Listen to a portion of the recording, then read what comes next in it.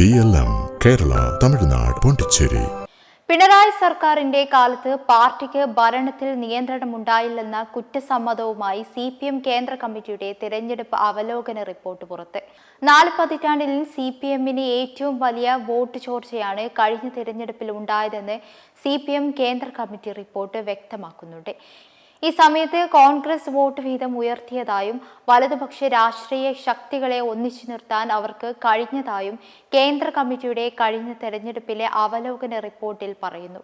4 പതിറ്റാണ്ടിനിടയിൽ ഏറ്റവും വലിയ വോട്ട് ചോർച്ച 2021 25.38% പാർട്ടിയുടെ വോട്ട് വീതം 2026 എത്തിയപ്പോൾ 21.77% കൂപ്പുകുത്തി.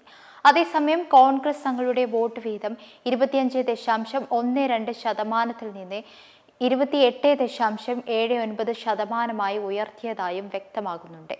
40 വർഷത്തിനിടയിൽ CPMന് ഉണ്ടാകുന്ന ഏറ്റവും വലിയ വോട്ട് ചോർച്ചയാണിത്. ഇതിനൊപ്പം ഇടതുപക്ഷത്തെ വീഴ്ത്താൻ BJPയും കോൺഗ്രസും പരസ്പരം സഹായിക്കുകയും CPMന് BJPയുമായി രഹസ്യധാരണയുണ്ടെന്ന വ്യാജ പ്രചാരണം ഉപയോഗിക്കുകയും ചെയ്ത് UDF നടത്തിയ വ്യാജ പ്രചാരണം വലതുപക്ഷ ഏകീകരണത്തിന് കാരണമായി. CPIMനും LDFനും എതിരെ ജമാഅത്ത് ഇസ്ലാമിയും വെൽഫെയർ പാർട്ടിയും UDFനായി പരസ്യമായി രംഗത്തിറങ്ങി.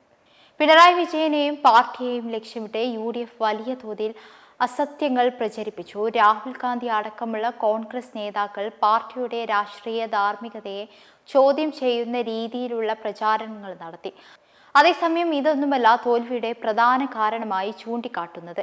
സർക്കാരിന്മേൽ പാർട്ടിക്ക് മതിയായ നിയന്ത്രണമില്ലാതെ പോയതാണ് തിരിച്ചടിയായതെന്നാണ് റിപ്പോർട്ടിൽ ചൂണ്ടിക്കാട്ടുന്നത്. പൊതുവേദികളിൽ സംസാരിക്കുമ്പോൾ മുതിർന്ന നേതാക്കൾ വേണ്ടത്ര ജാഗ്രത പുലർത്തിയില്ല. ഭരണവും പാർട്ടിയും തമ്മിൽ ശരിയായ ഏകോപനം സാധ്യമായില്ല. നേതാക്കളുടെ അഹങ്കാരവും അഴിമതി ആരോപണങ്ങളും പാർട്ടിയുടെ പ്രതിച്ഛായയ്ക്ക് മങ്ങലേൽപ്പിച്ചു. SNDP യോഗം ജനറൽ സെക്രട്ടറി വെള്ളാപ്പള്ളി നടേശന്റെ നിലപാടുകളെ കൃത്യസമയത്ത് തള്ളിപ്പറയാൻ കഴിയാതിരുന്നത് തിരിച്ചടിയായി. PM ശ്രീ വിഷയത്തിൽ ഘടകകക്ഷികളെ വേണ്ടത്ര വിശ്വാസത്തിൽ എടുത്തില്ലെന്നും ശക്തമായ ഭരണവിരുദ്ധ വികാരം തിരഞ്ഞെടുപ്പിൽ പ്രതിഫലിച്ചെന്നും കേന്ദ്ര കമ്മിറ്റി വിശദീകരിച്ചു.